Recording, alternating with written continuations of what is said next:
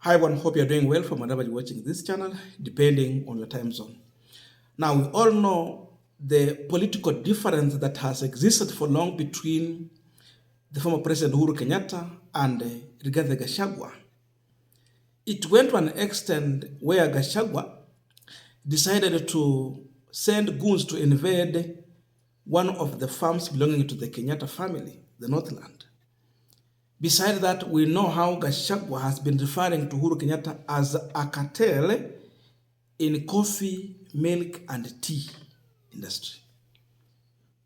So that's what has existed. At one point, Gachagua said that Uhuru left a dilapidated economy, and he went further even to quote a figure that they found only 93 million in the treasury, the only money. So Gachagua na Ruto wamekuwa kama maji na mafuta. They never supported each other, but we saw a bad blood. It was beyond the normal politics we know. These were serious enemies, and in fact, they are still. But surprisingly, today, Friday, Gachagua was on Inoro TV, and seemingly, Gachagua is now seeking truce with the Uhuru Kenyatta. Gachagua is now looking for a handshake between him and Uhuru Kenyatta. He's talking about now refraining his allies from attacking Uhuru Kenyatta, and now he's saying that with time, he will have to talk to Uhuru Kenyatta. Now they respect him. He's one of their son, and they want to work together. I don't understand. I don't believe really this is Gachagua. But we have a question. Why? Why now? Before we go deep into that, I just want to quote what he said. Mr. Kenyatta was fronting Mr. Raila Odinga for the presidency, and he lost. We have now decided to embrace him as our respected son and a statesman despite everything. Now they want to do what? Embrace him. As Mount Kenya leaders, we have agreed not to be fighting him, and I'm planning to hold talks with him. I have ordered everyone to respect him, and he is also doing good to keep his peace. Now he's telling the team that has been used always to attack Uhuru Kenyatta now to stop.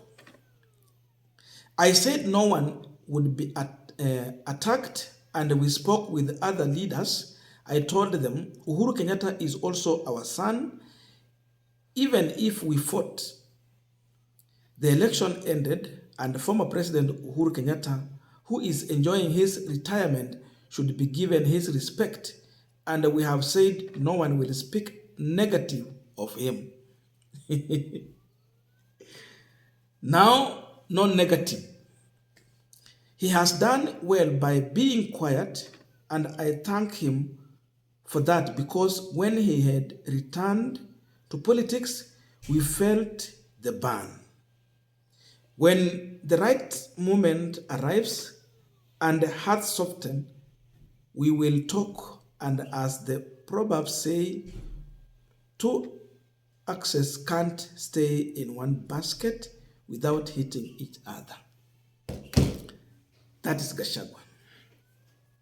So the big question on this punchline is that why is Gachagua looking for a handshake between him and Uhuru Kenyatta? Before we go deep into that, just a quick request for those who are watching and you have not subscribed, please consider subscribing. To our returning subscribers, I must say thank you so much. And again, to all our viewers, please give this video a thumbs up. Thank you so much, and back to this discussion.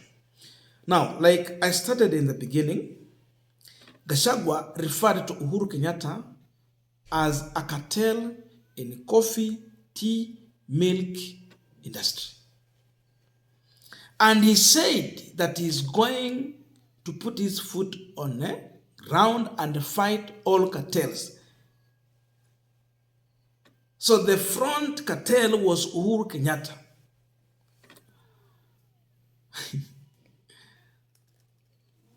Going by the statement from Inoro TV, it confirms that Gachagwa was selling lies. He gave false promise to the people. He lied about Uhuru Kenyatta. And now it is emerging clear that the cartels he was talking about are not there. And if those cartels are there, then they are in Kenya Kwanza government, but not in former Uhuru Kenyatta's government, nor either Uhuru Kenyatta himself. I'm saying this because if you go and check as of late, the current rate that tea farmers are getting per kilo, then you compare to what Uhuru Kenyatta was giving by then you realize that Uhuru was fairly paying well these farmers.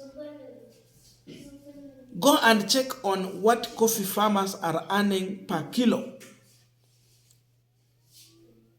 It dropped by more than 30 shillings.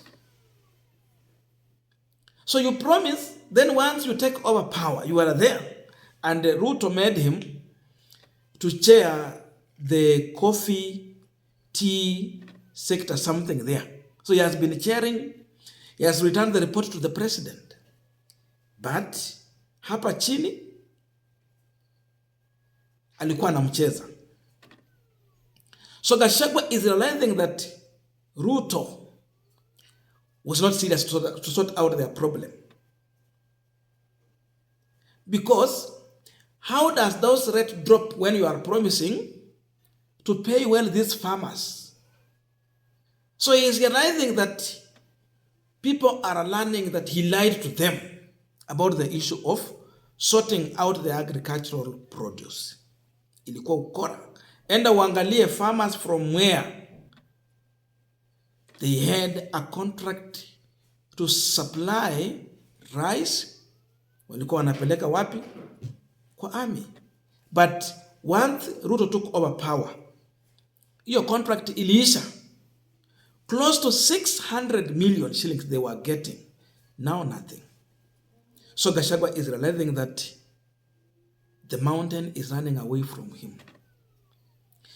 Now go and check on the latest move by William Samoei Ruto to add more powers to the Prime Cabinet Secretary Musalia Mudavadi. So Mudavadi is becoming more powerful. The question is, what are other roles that Ruto assigned Gachagwa as he was also increasing the responsibilities in the office of Prime Cabinet Secretary? There is none. In fact, for Gachagwa now to travel outside, itakuwa ni shida sana.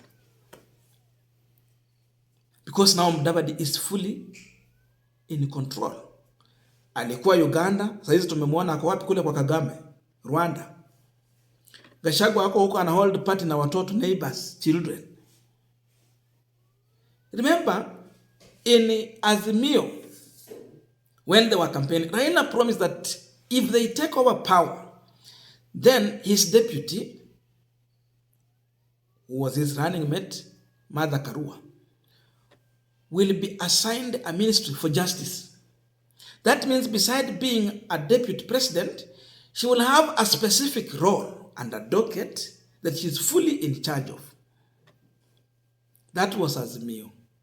But up to now, Gachagwa has nothing completely. It depends on delegated roles.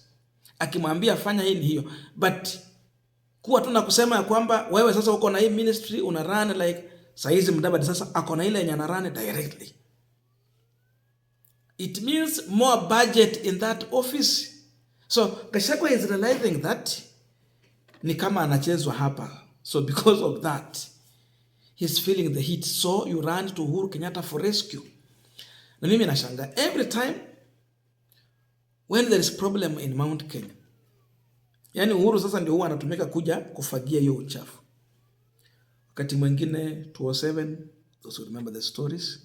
Ukuja wakati mwingine Gachagwa amekuja wamechafua Mount Kenya, sasa hizi biashara imeharibika kila kitu. Now they are looking for Uhuru Kenyatta to bring the endorsement and justify what they are doing or correct their mistakes. Go and check now the relationship between Gachagwa, people like Moses Kuria. In Arabika, Kuria told us that he has so many enemies who are waiting for his downfall. Was he talking about Gachagwa or someone else? Food for thoughts. Check his relationship with Ndindi Nyoro. There is competing political interest among these people. So Gachagwa is unsafe. Now Kimani Ichung'wah is a co-chair in the dialogue that is going on between Azimio and Kenya Kwanza. He is also the majority leader in the National Assembly. So Ruto is trying to elevate him because he wants to checkmate Gachagwa. So akikuja huku Kuria ako checkmate, Ndindi Nyoro checkmate, Kimani Ichung'wah checkmate. Alafu Mudavadi ako hapa is like he's running away from him. These are some of the reasons why Gachagwa is now begging for a handshake and truce with Uhuru Kenyatta. Mwisho wa kiburi umefika sasa. I don't know your views, but let us submit in the comment section to continue this discussion. Thank you so much and see you in our next video.